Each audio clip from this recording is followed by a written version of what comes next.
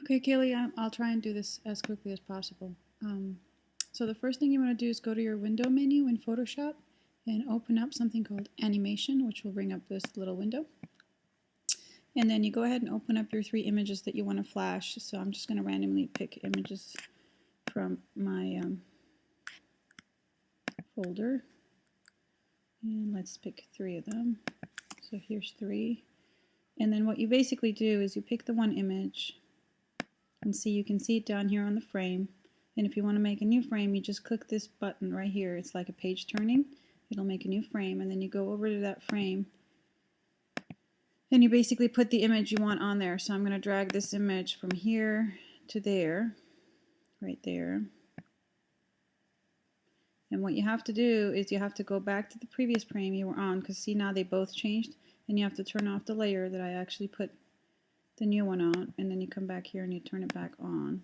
It's a little contrived, but that's basically how it works. And then you go ahead and make another one. And then I'm going to come back to my first image. I'm going to drag that one over. I'm assuming you know how to drag images over, and if you don't, all you have to do is use this tool, this one up top.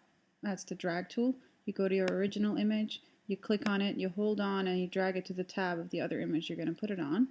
And then you just let it go. See, there's a little ghost. And then you just let it go. There you go. And you see it here in your layers.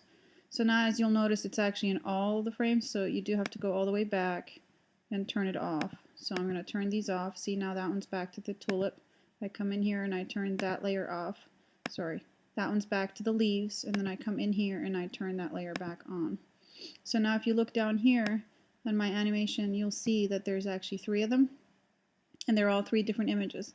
And all I have to do here now is click on the seconds thing on the bottom and pick out how many seconds. So let's say 1 second, 1 second, and 1 second. So I want each image to go through 1 second at a time. And then if you want to see how it's going to look, you can just hit this play button and it'll show you 1, 2, 3, 1, 2, 3. See? So it loops. And then basically all you have to do is you come in here and you do save for web and devices, which then brings you up this little window, and you want to make sure that you pick GIF, because it's going to be what's called an animated GIF, and it will, you basically just save it. And if you save it, let's say animated, and I'm just going to put it on my desktop. And the thing is, animated GIFs are special images that you can only see inside a web page properly. So if you just double clicked on it, it won't actually work. See, it'll look like there's 3 images, but that's not really what's happening. If you were to open it with a web page, and I'm going to open it in Chrome, you'll see that it actually does flip. See that?